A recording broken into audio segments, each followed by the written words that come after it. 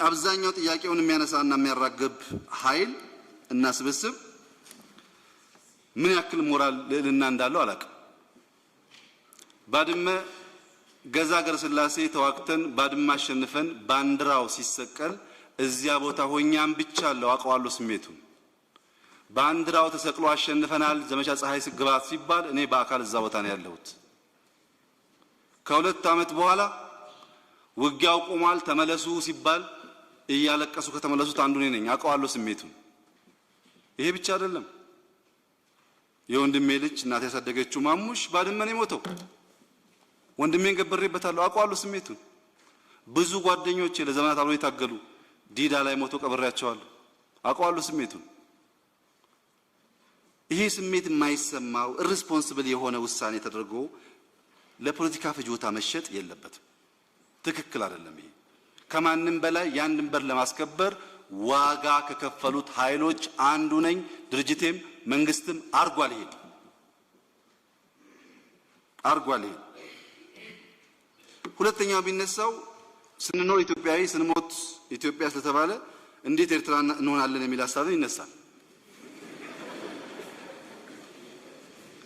ሐሳቡ መገዛቱ በጣም ደስ ይለኛል፣ ግን ፋላሲ ደግሞ አለው። ፋላሲ አለው።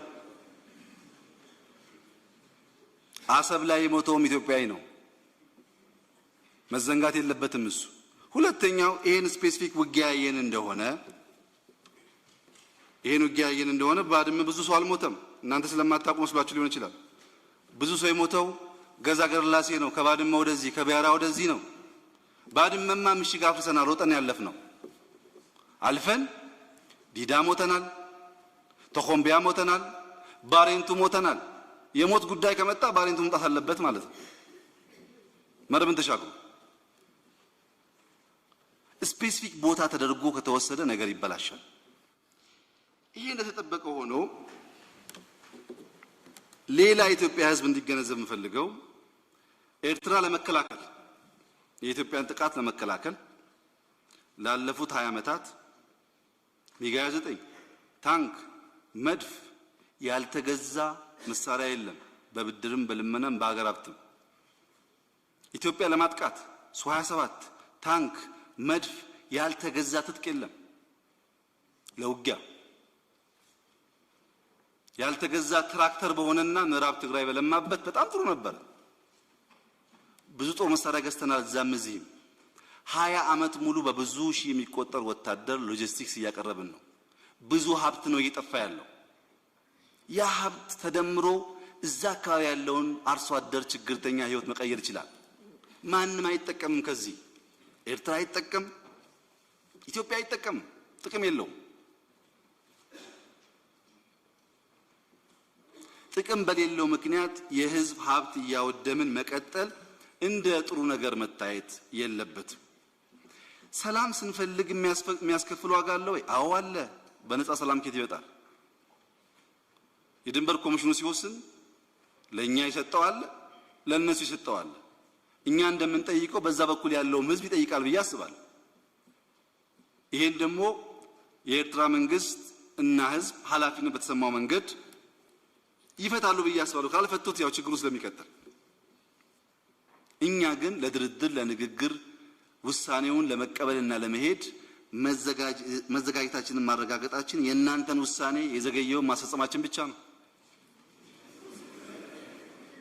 ወስናችሁ አስፈጽሙ ብላችኋል። አስፈጻሚው የእናንተን ስራ ካልሰራ መጠየቅ አለበት።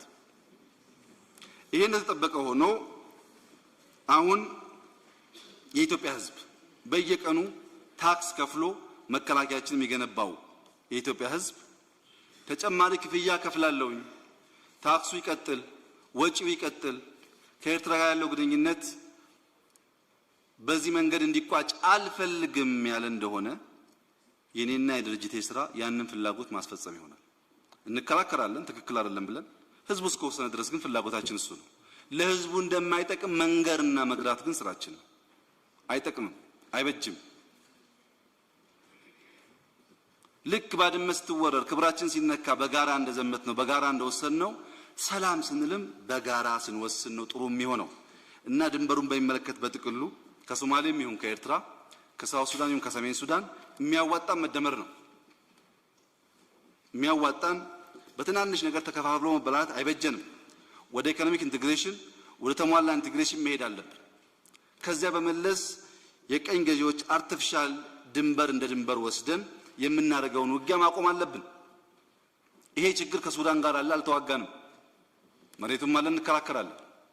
ይሄ ችግር ሰሜን ሳውት ሱዳን ጋር አለ፣ አልተዋጋንም። አልፎ አልፎ ሶማሌ ጋርም አለ። ኤርትራ ብቻ አይደለም የድንበር ችግር። ይሄ ታሳቢ ተደርጎ መነሻው የእናንተ ውሳኔ ቤዝ ያደረገ የህዝብ ጥያቄ ቤዝ ያደረገ አሁን ያለውን የኢኮኖሚ እድገትና ፍላጎት ቤዝ ያደረገ አንድ ኤግዛምፕል ላንሳላችሁ። ከሐዋሳ የምናመርተው ኢንዱስትሪያል ፓርክ የሚያመርቱት ውጤት ጅቡቲ ሄዶ እስከሚሸጥ ከፍተኛ ችግር ስላመጣባቸው ሳውዲ ሄድነው ወደብ ጥያቄ ነው። ሳውዲ ወደባቸውን ለማንም አያከራዩም ሀብታሞች ስለሆኑ። እኛ ወደብ ስጡን፣ ከሐዋሳ ቀጥታ በረን እናንተ ጋር እናርፍና ከናንተ ወደብ እንጭናለን ብለን ጠየቅን። ከዚህ ተሻግረን ሳውዲ ወደብ እየጠየቅን ለምንድን ነው ከኤርትራ ጋር በወደብ ጉዳይ የማንነጋገረው?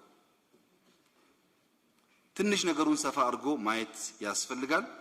ዋናው ተጠቃሚ ድንበር ላይ ያለ ህዝብ ነው። መከራ ውስጥ ያለውም እሱ ህዝብ ነው። አወያይቶ ከሱ ጋር መነጋገር መግባባት ያስፈልጋል። በውጊያው መከራውን ያየው አሁንም መከራ እያየ ነው ያለው። ተጨማሪ መከራ እንዳይቀጥል ግን በትብብር ዘላቂ መፍትሄ ማምጣት ያስፈልጋል ተብሎ ቢወሰድ መልካም ይሆናል። ከዚያ ውጪ አስፈጻሚው አካል በራሱ ስልጣን እንኳን የድንበር ጉዳይ ቀርቶ ሌላም ጉዳይ ቢሆን እናንተ ሳትፈቅዱ ህግ ሳይወጣ መስራት እንደማይችል ጠንቅቆ የሚያውቅ ማድረግም እንደሌለበት የሚያምን መሆኑ ከግንዛቤ ተወስዶ ዋና ዓላማው ሰላም በማምጣት እድገት ማስቀጠል መሆኑ ከግምት ቢገባ ተጠቃሚ ደግሞ ሁለቱም ህዝቦች እንደሆኑ ታሳቢ ቢደረግ ጥሩ ይመስለኛል። አመሰግናለሁ። አመሰግናለሁ። የተከበሩ ወይዘሮ ሙሉ ገብረ እግዚአብሔር። አመሰግናለሁ ክብርት አፈ ጉባኤ፣ እንዲሁም ክቡር ዶክተር አብይ አህመድ የኢትዮጵያ ፌዴራላዊ ዲሞክራሲያዊ ሪፐብሊክ ጠቅላይ ሚኒስትር በጥያቄያችን ለመመለስ በመካከላችን በመገኘታቸው እጅግ እያመሰገንኩ ጥያቄው እንደሚከተለው አቀርባለሁ። እንደሚታወቀው የህዝብ ተወካዮች ምክር ቤት በህገ መንግስት አንቀጽ 55 ንዑስ 1 በተሰጠው ስልጣንና ተግባር መሰረት ህጎችን እንደሚያወጣና እንደሚከታተል በደንብ ቁጥር 6/2008 ወይም በተሻሻለው ኃላፊነት ተሰጥቶታል። በዚህ መሰረት የተለያዩ ህጎችን በማውጣትና በመከታተል ቆይተዋል። ከዚህ አንጻር የወጡት ህጎች አፈጻጸማቸው ሲታይ ሳይሸራረፉ መተግበር ሲገባቸውና ለተግባራዊነታቸው በተቋም አሰራር ቅደም ተከተል ተከታትሎ ከማስፈጸም ይልቅ የተለያየ ምክንያት ስራ አስፈጻሚ ሲጥሳቸው ይታያል። በዋናነት እየተጣሱ ያሉ ህጎች የፋይናንስ የጸረ ሙስና ህግ፣ የወንጀለኛ ህግ መጥቀስ ይቻላል። ታቸው ማያ የሚሆኑ በየዓመቱ የሚቀርበው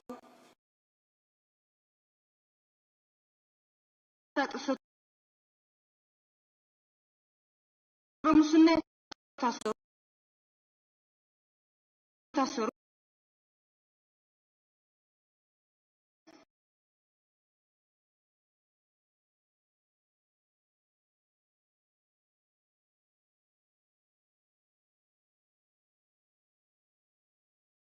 መንግስት ተከታትሎ ያቃተውና እንዲጥሳቸው ያስገደደው ምክንያት ምንድነው? በተጨማሪ ሰው የገደለ ወንጀለኛ በመንግስት በኩል በይቅርታ ምክንያት ሲለቀቁ በዚህ የተጎዱ ቤተሰብ በይቅርታ ስም ሰላም ያመጣሉ ብለው ያምናሉ ወይ? ከተጎዱ ቤተሰብ ጋር በቀጣይ ምክንያት የታሰበ ነገር አለ ወይ? ማብራሪያ ቢሰጥበት። አመሰግናለሁ። አመሰግናለሁ። ክቡር ጠቅላይ ሚኒስትር ምላሽ እንዲሰጡ እድል ሰጣለሁ።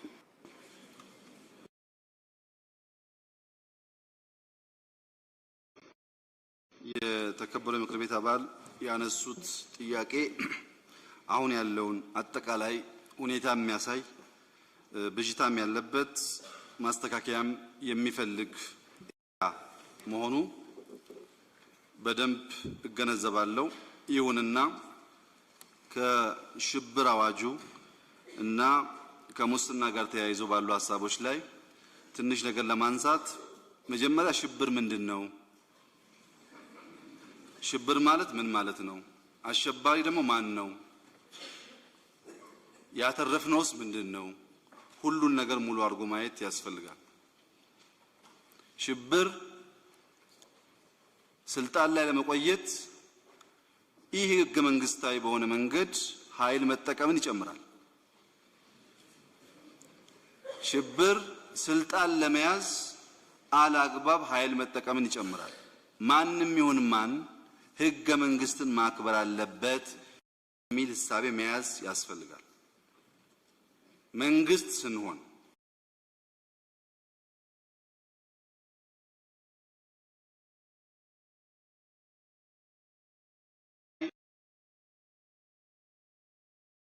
እኛንን ብለን ነሳ ይገባል። ለምሳሌ ህገ መንግስቱ የደህንነት ተቋማት መከላከያውን ጨምሮ ከፓርቲ ገለልተኛ ሆነው ህግና ሀገር የሚጠብቁ መሆን አለባቸው ብሎ ያስገድዳል። እንደዛ ነው ወይ ያፈጠርነው ያደራጀነው? እንደዛ ካላደራጀነው ይህ ህገ መንግስታዊ በሆነ መንገድ ተቋም ፈጥረናል ማለት ነው። በዚያ መንገድ የተፈጠረም ተቋም ችግር ሊፈጥር ይችላል ማለት ነው። ህገ መንግስቱ በፍርድ ቤት የታሰረ ሰው ግረፉ፣ ጨለማ ቤት አስቀምጡ ይላል እንዴ? አይልም። መግረፍ፣ ጨለማ ቤት ማስቀመጥ፣ አካል ማጉደል የኛ የአሸባሪነት ተግባር ነው።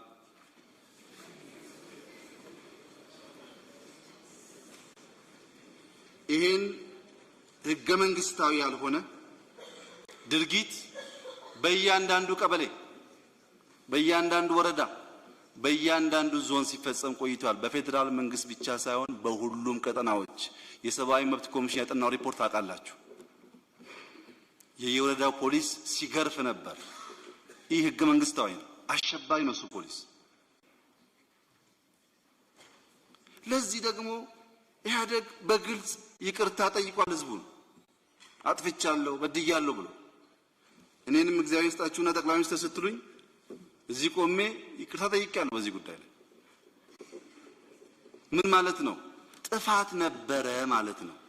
ይሄ መልካም ደግ ህዝብ ይቅር ብሎ እድል ሰጥቶናል። መጠቀም ያስፈልጋል ያንን እድል። እኛ ምንም አይነት ይህ ህገ መንግስታዊ ነገር ስናደርግ እንዳልቆየን አይነት ሳይሆን እኛ አጠፋነው ገምግመን አጥፍተናል ብለን ይቅርታ ጠይቀናል። እንደምታውቁት ህዝቡም በንግግር ብቻ ሳይሆን በተግባር ይቅርታ አሳይቶናል። ለምን አሳየን? ሰብስቦ እኛን እስር ቤት ቢያስገባ ምክንያት ስላጣ አይደለም። ሌብነቱ፣ መግደሉ፣ መግረፉ ብዙ ነገር አለ። ለሰበብ ችግር አልነበረውም። እኛ እስር ቤት ብንገባ ግን ለኢትዮጵያ ለውጥ የለውም። ልጅ ኢያሱ ሲወርዱ ጃንሆይ አድርገውታል። ጃንሆይ ሲወርዱ መንግስቱ አድርጎታል። በየዘመን ሆኗል። አልጠቀመንም። መቆም አለበት አንድ ቦታ በይቅርታ።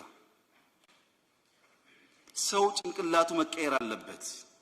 ለዘላለም እንደማይኖር አውቆ በህግና በህግ ብቻ መግዛት፣ ማስተዳደር፣ መቀየር መቻል አለበት። ይህ ሲባል ግንቦት ሰባት፣ ኦነግ፣ ኦብነግ በዚሁ አጋጣሚ ጊዜ ያለፈበት ፋሽን ነው። ውጊያ አቁማችሁ ነው፣ አይጠቅምም። ዶክተር ብርሃኑ ነጋ እኔን ገለው ወይም አስገድለው ስልጣን መያዝ፣ እኔ እሳቸውን ገድዬው ያስገድዬ ስልጣን ላይ መቆየት፣ ሁለቱም ጊዜ ያለፈበት አሮጌ ፋሽን ነው። ለኢትዮጵያ ምንም አያስፈልግም። ጥይት ማባከን ጠቃሚ ሐሳብ አይደለም። ለኛ ይቅርታ ያደረገው ህዝብ ለነሱም ጭምር ይቅርታ የማድረግና የመደመር ፍላጎት አለው። የህዝቡን ሪስፖንስ ሁላችሁም ታውቁታላችሁ። የምታውቁት ነገር ሰው የገደሉ እንደተባለው ያማል። ግን እኮ የደርግ ባለስልጣናትን ፈተን የለ እንዴ? ይቅርታ እኮ እንደሱ ነው። ይቅርታ ድንበር የለውም።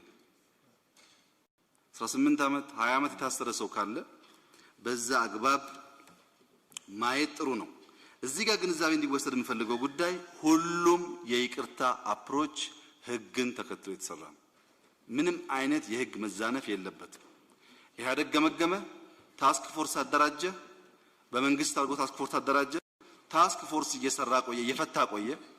ታስክ ፎርስ አጋማሽ ሲደርስ ተቋማዊ መሆን አለበት ብለን ስራውን ለተቋም አስረከብን። ያ ተቋም ህግን ተከትሎ ነው ስራውን እየሰራ ያለው። እዚህ ጋር የተከበሩ የምክር ቤት አባል ላነሱት ሐሳብ በዚያው ግንዛቤ እንዲያዝ አንድ ሰው በሽብር ወንጀል ተጠርጥሮ ተከራክሮ ፍርድ ካገኘና ማረሚያ ቤት ከገባ በኋላ አሸባሪ አይደለም፣ ታራሚ ነው። ከተፈረደ በኋላ ታራሚ ተብሎ ነው የሚወሰደው። ይሄ ምክር ቤት አሸባሪ ያለው ድርጅት እንጂ ግለሰብ የለም። ኤኬሌ አሸባሪ አላለም። ኤኬሌ ፓርቲ አሸባሪ ነው ያለው። እዛ ፓርቲ ጋር በቀጥታም በተለያየ መንገድ የሚያያዙ ሰዎች በአሸባሪነት ይፈረጃሉ፣ ይከሰሳሉ፣ ይከራከራሉ፣ ይፈረዳል። ማረሚያ ቤት ሲገቡ ግን አውቶማቲካሊ ታራሚ ይሆናሉ ማለት ነው። የይቅርታ ህጉ በወንጀል ክስ የታሰሩ ሰዎች በይቅርታ አይፈቱም አይልም። የይቅርታ ህጉ አንድ ሰው ተፈርዶበት ማረሚያ ቤት ከገባ በኋላ ለሀገራዊ ጥቅም በተለያየ ምክንያት መንግስት ሲያምን ህጉን ተከትሎ ለቦርድ ቀረበ መቀየር እንደሚችል ያመላክታል። ልባችን ሰፋ እናድርግ። አንዳንድ የምንፈታበት ምክንያት ኢትዮጵያ ውስጥ ያ ቴንስ በጣም ጥላቻ ላይ የተመሰረተ የፖለቲካ አካሄድ የዘር እልቂት ሊያመጣ እየሄደ ነው። ሁሉ በዘር ነው። ሁሉ ነገር ፖለቲካ ብቻ አይደለም፣ ሃይማኖትም። አሜሪካ ያለው ሲኖዶስ እና እዚህ ያለው ሲኖዶስ ኦርቶዶክስ ብቻ አይደለም፣ ከኋላው